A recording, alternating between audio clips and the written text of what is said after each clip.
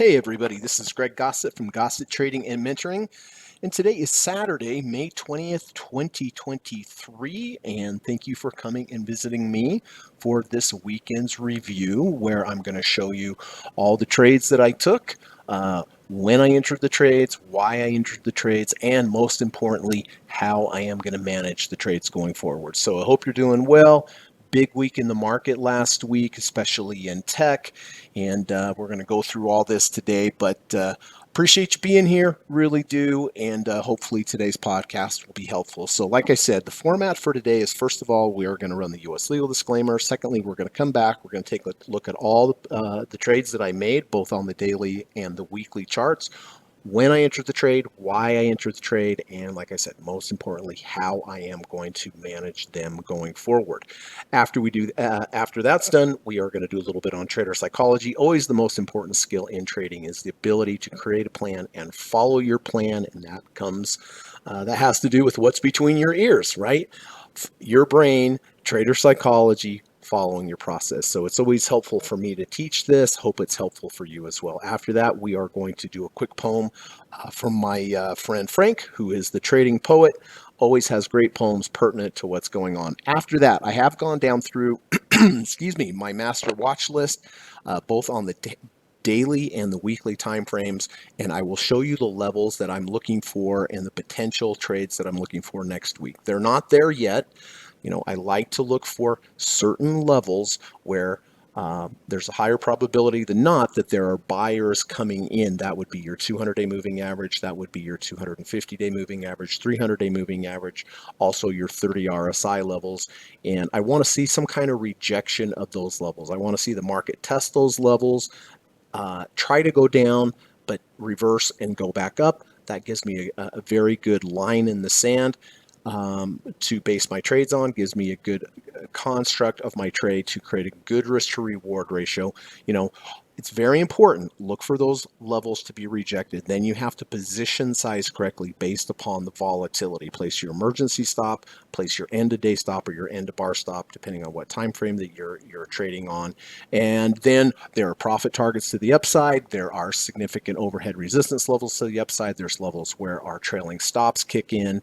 Not that hard, but sometimes it can be hard mentally to do it. That's why trader psychology is so important. So I have identified both some stocks both on the daily and the weeklies, and I will show you what I'm looking for, waiting for those levels. The key is being patient, waiting for those levels to get rejected, not jumping in and trying to anticipate, but waiting for those levels to get rejected. It doesn't mean the trade's going to work, but the key to trading is having good risk to reward ratios, and when you're wrong, being wrong small. And when you're being right, of course, having the ability and the possibility for a big upsize move, because you are going to have losing trades. I have losing trades all the time, but as long as you keep them small, then it's fine. That's the profitable math in trading. Being very impatient with your losers, being very patient with your winners, and having a process to deal with those winners. But most importantly, as always, position sizing correctly, and when you're wrong, keeping those losses small. All right, so I do have some on the dailies that I'm looking for, some on the weeklies that I'm looking for, also looking for some potential short positions as well. The market was just a beast last week, just rally, and a lot of it has to do with the NASDAQ, has to do with AI, and the S&P and the Dow did recover a little bit. They've been much weaker than NASDAQ. It's all been about the NASDAQ. So anyway, we'll take a look, and hopefully that will be helpful for you and give you an idea of how my trading mind works and the levels that I'm looking for, both to the upside and to the downside. All right, so that's the plan for today. I have to run the U.S. legal disclaimer. I'll be back in about 40 seconds. Thank you so much. This video or live broadcast, like all instructional materials produced by Gossett Trading and Mentoring LLC, is created and published for informational and educational purposes only. Please carefully read and/or listen to the U.S. government required disclaimer before watching this video or live stream broadcast. The video link and disclaimer text are located in the description section of this video or live broadcast here, and here. Thank you so much. All right. Thanks for holding through that with me. And by the way, in this podcast, when I go over my trades here, there are quite a lot of rules that I have. The entry is the most important, but the managing of the position after, there's quite a lot of rules. And I do offer a private one-on-one course in the evening time via Skype. It's 15 hours. 5 sessions. Each session is 3 hours. And in that course, I teach you all the rules step by step of the 5 different trading approaches that I've been using over the last 28 years as a professional trader. So if you are interested in taking this course with me, I know you'll learn a lot. You will become a better trader, and it's a very intense course. My email is in the link of this YouTube video. So if there's interest, just send me an email. We can have a talk, and you can ask me all sorts of questions about what I teach in the course. But it's a great course. I've taught people from all over the world, both from beginners all the way up to hedge fund managers. So it's a great thing. Consider it, and I know you'll be happy that you took the course. So my email's in the link in the description. All right, let's start off with Exxon. So Exxon ended up being a loss. I did buy Exxon back here on the 11th of May when it bounced right at the 200-day moving average. The 200-day moving average is an important level. A lot of buyers generally come into this at this level. And the most important thing, it just gives me a good risk to reward ratio. Now, I'll show you about the position sizing on some of the new trades that I took this week, but I always position size, I place my emergency stop 2 ATRs below. This is if in the worst case scenario, if it gets down to this level, then I know exactly the maximum amount I can lose. But the end of day stop is, why did I take the trade in the first place? Well, it bounced at the 200-day moving average. Therefore, if it closes below the 200-day moving average, I'm just going to go ahead and get out. And that's what happened. I bought here at 104.90 because of the bounce here at the 200-day moving average. Next day, it held the 200 on a closing basis. By the way, I always make my buying and selling decisions at the end of the day based upon the closing price. In my opinion, that is the most valid price of the day because large financial institutions come in that last hour, in particular in the last 15 minutes, and they make their final decisions for the day. I feel like they are the smartest money on Wall Street, and that's why I wait till the end of the day to make my swing trade decisions. So held the 200, kept me in there. Held the 200, and then here on the 16th, it lost the 200, and I had to get out for a 2.3% loss. And then next day rallied right back up. I could have purchased it again here, but I didn't, and now it's going up. So that's kind of the rub with trading. Sometimes you'll get out, you'll hit your stop, and then it immediately will reverse, and it's frustrating, but it is part of trading. And but this here, when I got out, it could have just headed back down here and I would have really been glad. But in this case, no, it did rally back up, but this was a loss of 2.3%. Amazon. All right, another losing trade here on Amazon. I did short Amazon here on the 16th of May when it rejected the 300-day moving average. This was a good sign that there were no more buyers above this level, and it rejected it. So I position sized. I placed my emergency stop 2 ATRs above in this case because it's a short. My end of day stop would simply be a close above the 300-day moving average. And unfortunately, the market was too strong. I know a lot of professional traders that were shorting this here, and yeah, we all got stumped. Now, I didn't just short it because I thought, hey, this is too high.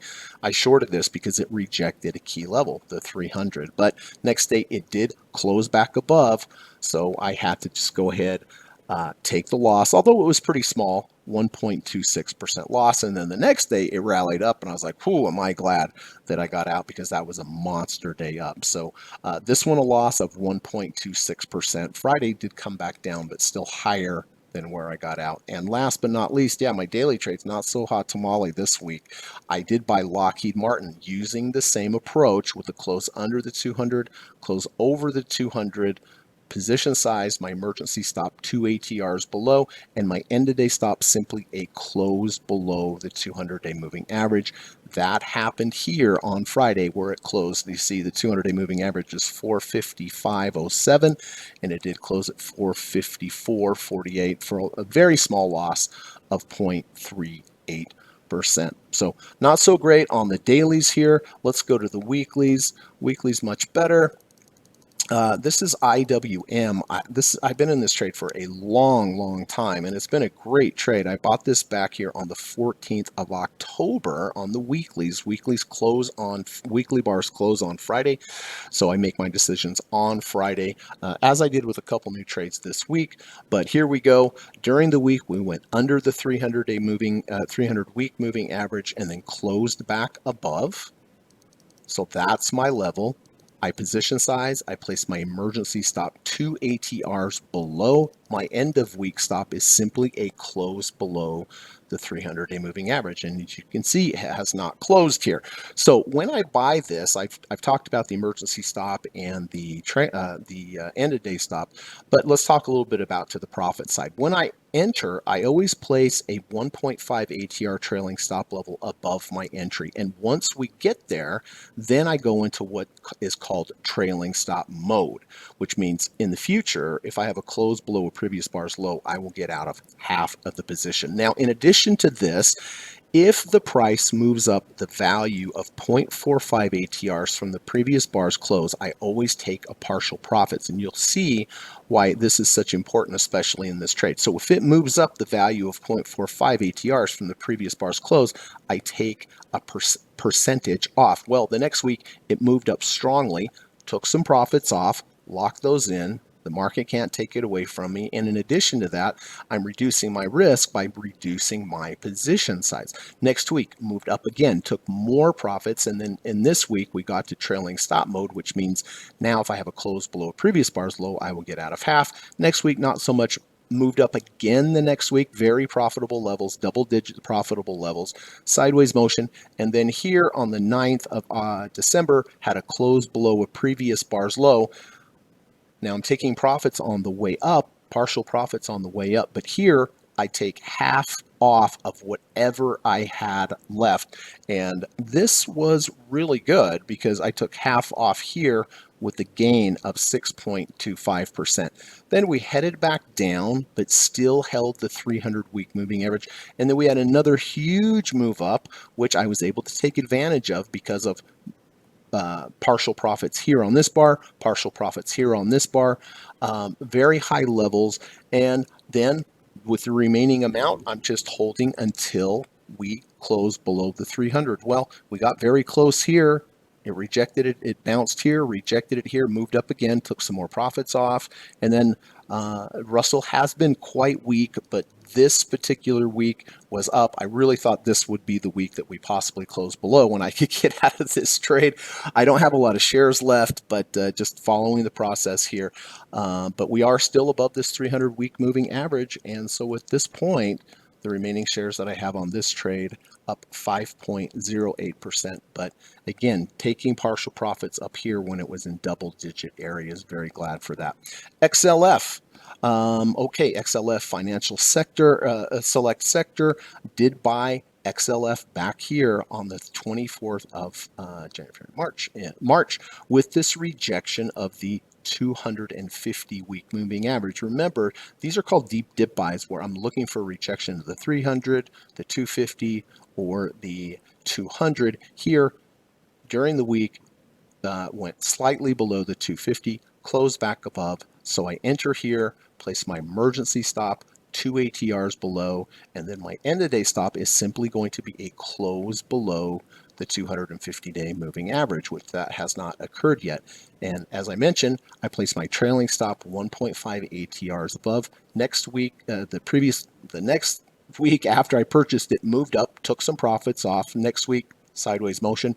Next week, up again, took some profits off and got to trailing stop mode, which means now if I have a close below a previous bar's low, I'm going to exit the trade. Well, this week we did go below, but closed above. So still in this trade, have already taken some profits off. This particular trade at the moment, up 5.77%. GDX, okay, this is a new position that I took on Friday on the weekly bars. Here we go. we had this nice move up, and then we had a pretty significant pullback. If you remember last week, I was talking about GDX. I was like, if we get down to the 200 and reject it, either a close under, a close over, or an intraday rejection, or a bounce of the 200, I will enter the trade. Don't know if the trade's going to work, but I do like the price action that we came down to this important level here, the 200. During the week, we went below it, and then we closed back above it. All right, so I placed my emergency stop. Let's do the math. So let me show you how I position size. And it's a great, easy formula and really takes a lot into account. So you have to take a look at what is your total account balance. So let's just say for this example that I'm trading a hypothetical $100,000 trading account. I take 1% of my total capital. So 1% of $100,000 is $1,000. Now, if you have a $50,000 trading account, 1% would be 500, right? Or $10 million, it would be 10,000. So this is how we do it. So hypothetical $100,000 trading account, 1% of that's $1,000. I take $1,000, I divide it by the value of the 2 ATR, average true range, times 2. That's why it's a 2 ATR of 438. So I take that 1% of the $100,000, divide it by the value of the 2 ATR. This shows me I need to buy 228 shares. Okay, so I buy 228 shares, and then I immediately place my emergency stop down below 2 ATRs. 2 ATR level is 438, so my entry price minus 438. If it gets down to this level, I don't wait till the end of the day or the end of the week. I immediately get out, because if I have 228 shares that moves down $4.38, then I have lost my $1,000. It doesn't matter percentage-wise this move. It just it matters. It shows you what your absolute maximum allowed loss would be, which in this hypothetical case would be $1,000. So that is my emergency stop. Now, the other stop is my end of bar stop, in this case, end of week stop. If next week we close below the 200, then I will simply get out of the trade. I got in the trade because price action showed me that it rejected the 200, which is important. But if it slightly closes back below the 200, then I'm out. And remember, emergency stop down here, maximum $1,000 loss. So any other loss, if it barely closes below, kind of like it did on LMT, I'm not going to lose $1,000. I'll only lose a very small fraction of that, right? So I'm talking about risk first. Now, let's talk about the fun stuff, which is the possible profits. Well, if it moves up, you can see I placed this orange line here. This is 1.5 ATRs above my entry. So if it gets there, then I will go into trailing stop mode. Now, I talked about taking partial profits. Well, I'll show you exactly. I'll do this right now. Closing price of the bar, 32.17. So I take 32.17 plus the value of the 0.45 ATR, which is 99 cents. So I take 32.17 plus 0.99, 33.16. So 33.16 here, let's put that in, 33.16. That is going to be my first profit target, 33.16. Now I take my first profit target, 33.16. Again, I add the value of the 0.45 ATR plus 0.99. 34.15 will be my second profit target for the week, 34.15. All right, that's my second profit target for the week. Then I take my second profit target, 34.15. I again add the value of the 0.45 to it, plus 0.99. 35.14. 35.14 will be my third profit target. Wait, what did I say? 35.14 is my third profit target. So I will take 10% of my initial position, my starting position. 10% I'll take off at 33.16, 10% I'll take off at 34.15, and 10% I'll take off at 35.14. Doesn't mean they'll hit, but I can put them in the system with limit orders, and when they take it off, if I hit the first one here at 33.16, then I've taken off 10%. I reduce my total risk because I've taken some off, lock these in. I love taking partial profits, a big part of my trading.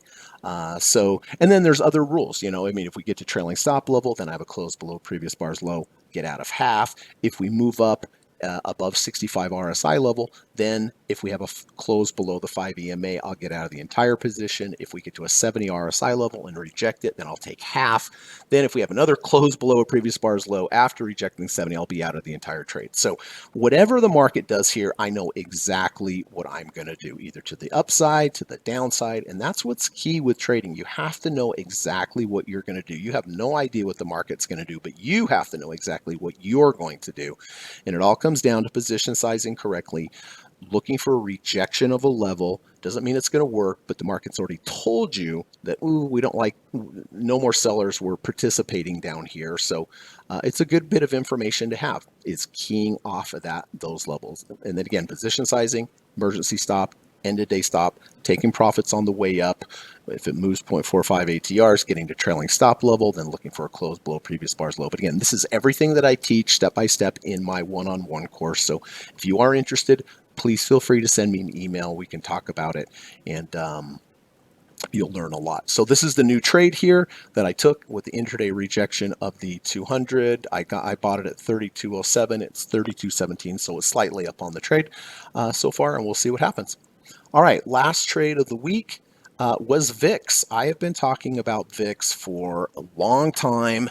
What I really like about VIX is that we have this double bottom and bullish divergence, meaning look at this low over here. You see how deep the red MACD bars are? Red MACD bars are momentum indicators. There was a lot of momentum to the downside. Then we rallied, had some green bars, and now are we lower here than we were here? Yes, significantly lower over here than we were here. But you see how there are no red bars? It's still green. This is a very bullish setup called a double bottom with a bullish divergence and a missing right shoulder. I learned this from studying one-on-one with Dr. Alexander Elder. Just because you have a divergence doesn't mean that it's immediately going to go up, but the structure is positive and bullish. And the reason why this move down is super intense, but from a MACD perspective, it was not strong enough to even make the red bars or the bars over here go red. I mean, theoretically, we should have more red here than over here. So this is called a divergence, which is bullish, but you still need a trigger to get into the trade. Well, the trigger for me was an under 30 RSI closing above 30 RSI. You can see the RSI level is 30.36. So during the week, we did go under the 30 and then close back above, and that is my signal. So I position size correctly. Let's do it one more time. Hypothetical $100,000 times 1% is $1,000. Divided by the value of the 2 ATR, divided by 1149, tells me to buy 87 shares. Okay, if 87 shares moves $11.49, there is my $1,000, right? Way down there, doesn't matter about the percentage, but if in the worst case scenario, I would only lose 1% of my capital. My end of week stop is a close below the 30 RSI. Look, we're at 30.36. So even if it closes at 29.99, I am out of there for a very small loss. Those are the downside considerations. The upside considerations are I place my 1.5 ATR trailing stop level up here. If I get there, then if I have a close below previous bar's low, I will get out of half. And then, of course, partial profits to the upside. Closing price 35.77 plus 259. That would be my first profit target. First profit target, add the 0.45 to it again. That would be my second. Take that second, add this to it again, would be my third. So if it does move up, I just place the limit orders in for the three profit targets, and I don't even have to be there in front of the computer. It can just hit and it'll take it off. So I love the double bottom with the bullish divergence. I love that but I needed the signal, which was the under 30, over 30, and finally got it. And my end of week stop on this would just simply be a close below 30 RSI. And it's very close, right? It's 30.36. So if it closed at 29.99, I would get out for a small loss. So I'm always focused on the risk first, and the move up, hey, that's gravy. if it comes. So not a great week for me. Small losses on the dailies, loss of 2.3% here because it closed below the 200, loss of 2.30% here on Exxon on the daily. Amazon also had a loss of 1.26%. LMT had a very small loss of 0.38%. IWM up 5.08%. XLF on the weekly up 5.77%. And then the new trades that I took slightly up here on Friday on the GDX and slightly up here on VIX because I bought it at 35.51. It's 35.77. So not my best week, kind of an interesting week. Most of the moves have been in the NASDAQ.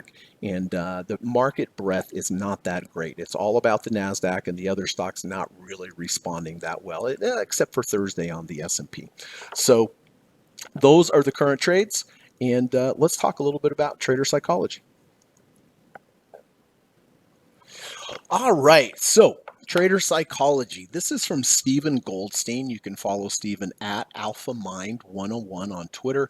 Stephen has a great podcast where he interviews traders at all different levels, from beginners to hedge fund managers. And they talk about their trading, their challenges, their goals. It's a great podcast. I was fortunate enough to have been able to be interviewed on his podcast twice. Let's see what Stephen has to say here. I really like this. In golf, they say driving is for show, putting is for the dough. If you follow golf, you've probably heard that. Driving is for show, putting is for dough.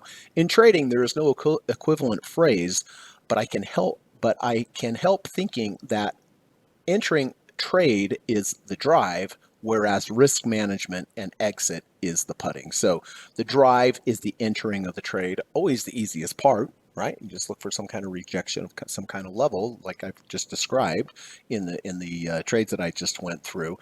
But the putting portion is the risk management and exits is the putting, and I could not agree more.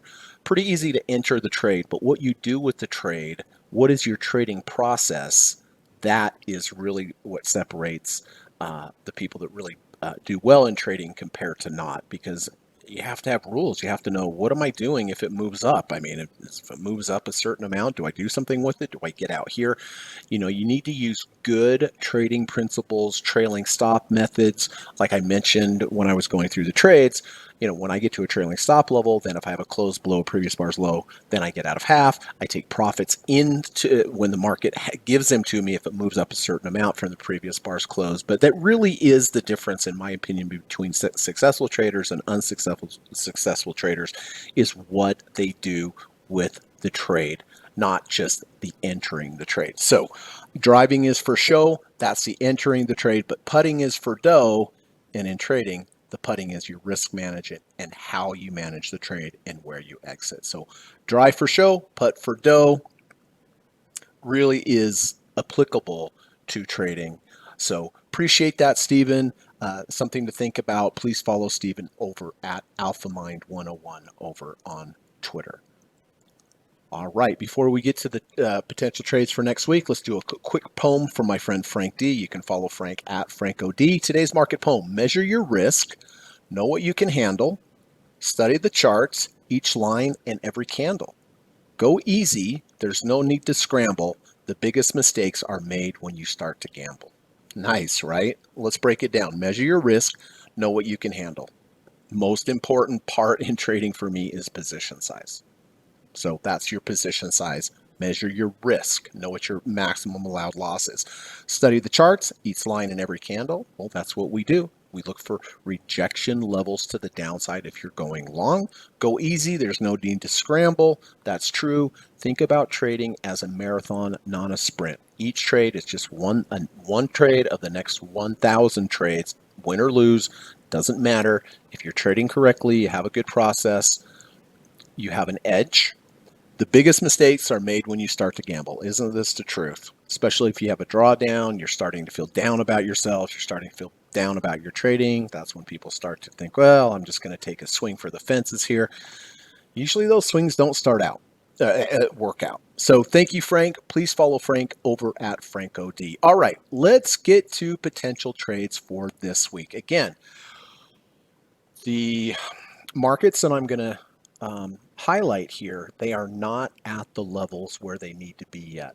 If they get there, great. I'll consider taking the trade. If they don't get there, well, I'm just not going to take the trade. That's the key. Patience in trading, waiting for the market to get to the level that you want. Still doesn't mean it's going to be a winner there, but it gives you a much better chance. So if I look here, Dow Jones Industrial. All right. As soon as I look at this chart, immediately what jumps out to me is this confluence of the 200-day moving average here and the 300-day moving average. There should be buyers that come in at this level. I want to see the price come down, bounce at that 200, or go below it during the day, close back above that 200 to show me that this level, this is the key level that it's rejected. Now, will it get there? I have no idea. It may just zoom up and then I wouldn't take this trade. However, if it does get down there, it shows me that I have a good risk to reward ratio if it like went under the 200 and back over. Now, with the debt ceiling drama that's going on next week, we could get there. A lot of times I point these out to people and I get messages sometimes, it's never going to get there. Well, a lot of times it does get there. That sometimes they act as a magnet. So again, if the Dow Jones Industrial does, if and only if it comes down, rejects this 200, then I will consider taking the trade. And if it does, then I'll position size. I'll place my emergency stop 2 ATRs below. My end-of-day stop will be a close below the 200. And if it just keeps moving up, then I'll just go on to another market. But one of the key things about having success in trading is waiting for the level that you want. And it may come down here, it may not. If it doesn't, like I said, I'll just move on to another market. So this is what I'm looking for here on the daily, a rejection of the 200, some type of rejection of the 200-day. Etsy just has been going down and down and down and down and down. Well, what jumps out to me on Etsy here, we have a double bottom bullish divergence. See the bottom that we have here? See how we have red MACD bars here? See how we rally into some green MACD bars? And now we're almost as low as this first low, but there are no red bars. That's showing from a MACD perspective that we are running out of selling momentum. And if you run out of selling momentum, the implication is you're running out of sellers and therefore you will go back up. So yes, we do have a double bottom and a bullish divergence here because let's draw the line. Here's your bottom. Here we're lower than this bottom, but there's no red bars. So that's a double bottom, bullish divergence, missing right shoulder. This is a bullish structure, but I still need an entry signal, kind of like I just showed you on the VIX. In addition to that, take a look at this. Look at the low here. See how low we were on the RSI? Now look, we're lower here than over here. This RSI level is higher than this. So not only do we have a double bottom bullish divergence, we also have a RSI divergence as well. And in addition to that, we have one more divergence. Look at the low here. See the negative third ATR channel. 92% of prices tend to bounce here. And now we are lower here than here, and we're only at the second ATR. So triple divergence, MACD divergence, RSI divergence, ATR divergence, all very bullish, but again, still need to wait for the entry signal. The entry signal at this point would be an under 30 over 30 because we're at a 36.65. So it's a no-go zone right now, but if we do have another move down and go under the 30 RSI, and then back over either on an intraday basis or day-to-day. What I mean by that, day-to-day would be a close under 30, next day close over, or intraday, we go under the 30 during the day and then close back over. That's what I would be looking for. I don't know if it's going to get there, but if it does, it makes sense to me, especially big picture here with all these divergences, which are bullish, which I know seems counterintuitive because this does not look bullish at all. But from a MACD perspective, RSI perspective, and a ATR channel perspective, we are running out of downward momentum. So this is a potential, but if and only if we go under 30 over 30. Intel. All right. Well, we did have a close under the 200 over the 200. I did not take this trade because the risk to reward ratio is not that great. I like to get entries that are very close to my stop so that if I'm wrong, I can be wrong the smallest amount. If I buy up here, then I have a lot of risk down to here. So that was not a good decision to buy there. Went down, again, closed below the 200, which would have gotten you out of that trade. Next day up again, and then again, semiconductors and Intel was up again on Friday, but I didn't take this trade. If it comes back down, rejects the 200-day moving average with a good risk to reward ratio, I will consider taking Intel. Nike, my Lord, look at this move down on Nike. But look, we are coming to some very, very important levels at this point.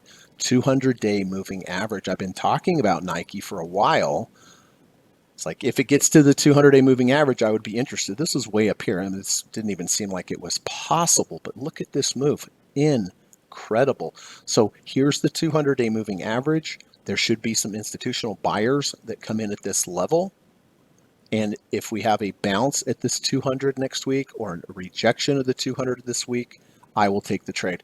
I drew the green line here at the 200-day moving average because I want to show you in the larger time frame here, that green line, which is the 200-day moving average. See on the weekly how it is lining up with the 50-week moving average. So support on the daily here at the 200 if it gets there, and on the weekly hovering right above the 50, which should act as some support. So I really do like this trade, but again, if and only if we reject the 200-day moving average. RBLX, Roblox. All right, well, we had a nice close above the 200, moved up, came back down, tested the 200, so it is respecting the 200, moved up again, but now we're coming back down. So I would consider getting long RBLX next week if and only if, again, we have a bounce or some kind of close under, close over, or intraday rejection of the 200-day moving average. I drew the green line here at the 200. Let's see what that looks like on the weekly. Right here at the 50. I like that level a lot. So considering getting long RBLX if I have some kind of rejection next week of the 200-day moving average. Verizon. Well, Verizon has had a huge move up here and now a huge move down here. So in the past, this was the level where buyers were interested in, right about 35.50, 35.80. And then it got all the way up to almost $40. Well, I like that the market told us last time that there was buyers were interested at this level. Right now we're at a 34.03. If we go under 30, over 30, or an intraday rejection of the 30 RSI, that will dovetail nicely with this previous support level and would give a good risk to reward ratio. So on Verizon, I am considering an under 30, over 30. Verizon pays somewhere over 7% dividend at these levels. So there's some good potential upside appreciation in the stock, as well as a really good dividend level as well. But I'm still waiting for my signal, waiting for the entry to get into the trade, and that would be an under 30, over 30 on Verizon. Last but not least, Exxon. Okay, I had a losing trade in this last week, but I'm looking for a pullback to the 200, which very likely could happen. It may just continue up here, but if it pulls back and rejects the 200, then it gives me a higher low rejection of the 200, and the higher low is always better than a lower low situation. This is a lower low situation. We closed under, closed over, still working, but higher lows are always better. So next week, if I get a pullback, an intraday rejection, or a bounce at the 200-day moving average, or a close under, close over, I would consider trying the trade on Exxon again. So just quick recap, what I'm looking for next week, if and only if they get to these levels. Dow Jones, if we get some kind of rejection of the 200 SMA to the downside. Etsy, if we get an under 30, over 30, especially in the context of this double bottom bullish divergence. Intel, if we have a pullback and bounce, reach some kind of rejection at the 200. Nike, some kind of rejection of the 200. RBLX, rejection of the 200. Verizon, rejection of the 30 RSI. And Exxon, rejection of the 200. Now, I want to say that it's potential, there's a potential next week that all of these particular signals could happen on one day. Does that mean I would go ahead and buy them all? No. I have a rule. I only buy one stock per day on the daily time frame. Even if there's 5 or 8 of them that trigger, I want to pick the very best one. And what makes it the best one? How many combinations, confluences, signals are going on? Who has the best support on multiple time frames? Which one gives me the best risk to reward ratio? That's the key in narrowing it down. So if I find one that rejects a level on both time frames, gives me a good risk to reward ratio, maybe throw in a double bottom bullish divergence, some kind of divergences in there. So just want to be clear, these could all trigger in one day, but I'm going to pick the best one that has the best score overall in multiple time frames and in risk to reward ratios. All right, everybody, those were the dailies. Let's switch over to the weeklies. Weekly bars, again, close on Friday. This is Boeing. I am looking at Boeing on the weekly charts for a short 200-day moving average above. You can see in the past, as we've gotten close to the 200, it's rejected, didn't quite get there, but as it got close, went down, went down. There is a downward sloping 200-day moving average here. If and only if we come up, reject that 200-day moving average or lower highs. See how this high is lower than this high? And if we did get to the 200 here, this high would be lower than this high. So lower highs are the best things to short, not higher highs. So if we do get up and reject this 200-week moving average next week, I will consider getting short. Let's see what the green line's at 200. Let's look at the higher time frame, which is monthly.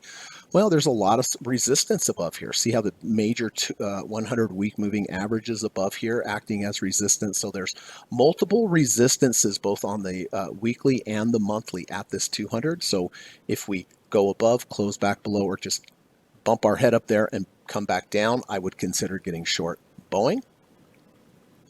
Pfizer, man, this thing just down and down. I mean, look at this. Back in December, it was $53. Now it's $36. Unbelievable. But it is getting to kind of a significant, important level here. See the 300-week moving average? We went below it, closed below it, so that's why I didn't enter the trade. But if we close back over this 300 next week, we will also most likely close back over the 30 RSI on the daily. This is a nice, very strong confluence. When you have the 200, the 250, or the 300, you go below it, and then you also go below it on a RSI level, and then you close back above the 30 and close back up above a major moving average. That's a really good entry position. You would think that Pfizer would have some kind of bounce in it. I don't think it's going out of business, but you never know. But I want to wait and use technicals to show me what to do. But this could be a really good potential bottom buying level here if we close above the 300-week moving average and also above the 30 RSI. So that's what I'm looking for on Pfizer. UAL, also looking for a short. Here's the 200 downward sloping moving average. Drew the line here. Let's take a look at the higher time frame. That dovetails right with the 50-month EMA, so multiple levels of resistance. Also, we had a huge move down here that took out this pivot. So it changed market structure to the upside. But now, see the gap between the high of this bar and the of this bar? We are right in that gap. From an ITC perspective, this is a short right here and right now. But I like to dovetail ICT along with my approaches as well. So if we reject this 200 downward sloping 200-week moving average, I really like that trade and would consider getting short here. XLU. Well, we're coming very close to the 200-week moving average. You can see last time the price was supported at the 200. It respected the 200. If we come back down, bounce or intra-week reject, I will consider getting long XLU. And the 200-week moving average here, if we look at the monthly inside this V1 bar and in the value zone, so I like the multiple levels, multiple time frame supports. So we'll consider getting long XLU here with the rejection of the 200. And then last but not least, healthcare. All right, so this one, I should point out, V1s and V2s, something I teach in my one-on-one lessons, of course, very important, huge, great entry triggers. But I do have a video in my YouTube channel in the lessons playlist on entering V1s and V2s. And it's such a great entry position. Of course, they don't always work, but they work more than they don't. And this is what I'm looking for next week on healthcare. This could format next week for a higher low V2. A V2 consists of 3 bars. Bar 1, bar 2 has to go below the low of bar 1, and then bar 3 has to close above the close of bar 1. So here's bar 1, bar 2 did go below the low of bar 1 by a quarter ATR. If next week we can get and close above bar 1's close at 132.16, that would be a higher low V2, because this low here is significantly higher than this low here. Higher low V1s, V2s, one of my favorite approaches. Again, something I teach you step by step in my one-on-one course. But so this is for next week only if we close above last week's close of 132.16, and then your end of day stop would be a close below halfway of this bar here. So next week only, if we close above 132.16, that is what I am looking for. So recap on this: Boeing looking for a short if we rejected the 200 moving average to the upside. Pfizer, really like this if we close above the 30 RSI and the 300-week moving average.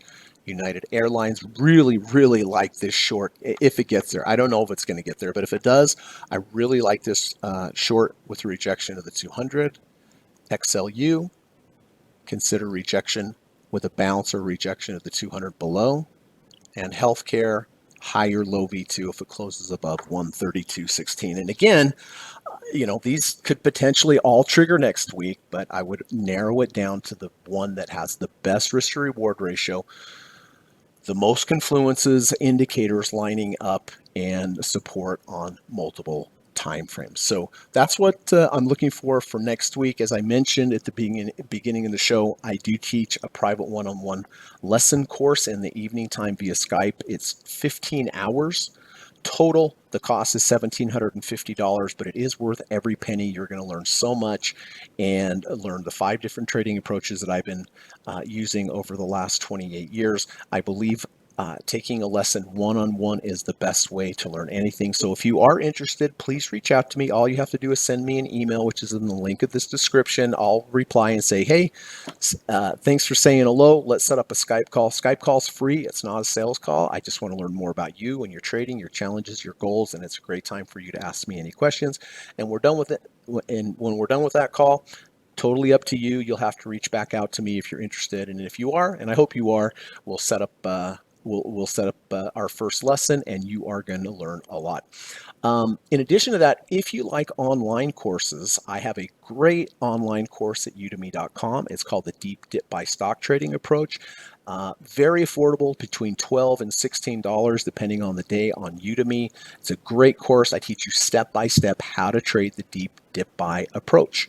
And a lot of the approaches that we've looked at today have been deep dip buys. So I've gotten so many good reviews, so much good feedback from people all around the world. So if you are interested, the link to that course is in the description of this video. If you like today's podcast, I would certainly appreciate it if you could hit the thumbs up button. It helps to build the channel, helps to keep the channel around, lets YouTube know there's some valuable content here. And so if you found anything valuable today, all I ask is for a quick little thumbs up. on this video. And then last and most importantly, as always, please try to go out and do something nice for someone today. It would make the world a better place if we all did one nice thing for another human being. I'm a big animal lover, so if you could go out, do a nice thing for an animal as well, they appreciate acts of kindness just like humans do. So just want to leave you with that. If you could please try to go out, do one nice thing for a human today, one nice thing for an animal today, it would just make this world a better place. So I appreciate you spending your time here. I hope you found it helpful. I hope you have a good weekend, and be interesting to see what happens next week. But as always, please be careful. Wait for the trade to get to your levels, position size correctly. If you're wrong, just get the heck out, and there'll be another trade that comes around very, very soon. So thanks again for your time, everyone. Enjoy the rest of your weekend. Be good, be safe, and God willing, I will be here next week, and we'll see what these crazy markets have done in the week to come. All right. Thanks again, everyone. Appreciate you. And on the way out here, I have to run the U.S. legal disclaimer. Take care. U.S. government required disclaimer. Options, futures, and forex trading is not appropriate for everyone. While there is a potential for large rewards, there is also a substantial risk of loss associated with trading. The material in this video or live broadcast is not geared towards any particular individual or to any particular financial situation and is not intended to meet the particular investment objectives of any viewer. This video or live broadcast, like all instructional materials produced by Gossett Trading and Mentoring LLC, is created and published for informational and educational purposes only. Any and all information contained in, implied, or referenced by this video or live broadcast is not to be construed as investment advice, and no representation is made that any individual or entity involved in production of this video or live broadcast is an investment or financial advisor or is registered or authorized to give any financial advice. We are publishers and educators only.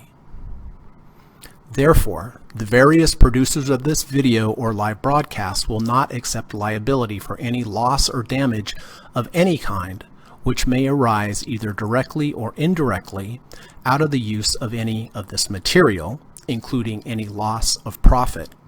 No representation is made that any account or investment will or is likely to achieve the profit or losses demonstrated. We recommend consultation with a licensed and qualified professional before making any investment decision.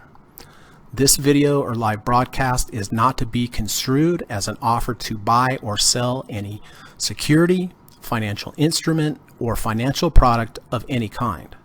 Notice is hereby given that any individual or entity involved in production of this video or live broadcast or their clients may have an interest in any security, financial instrument, or financial product mentioned or referenced. Any simulated or hypothetical performance result depicted does not represent actual trading and therefore may under or overcompensate for the impact of various market factors such as lack of liquidity. Thank you.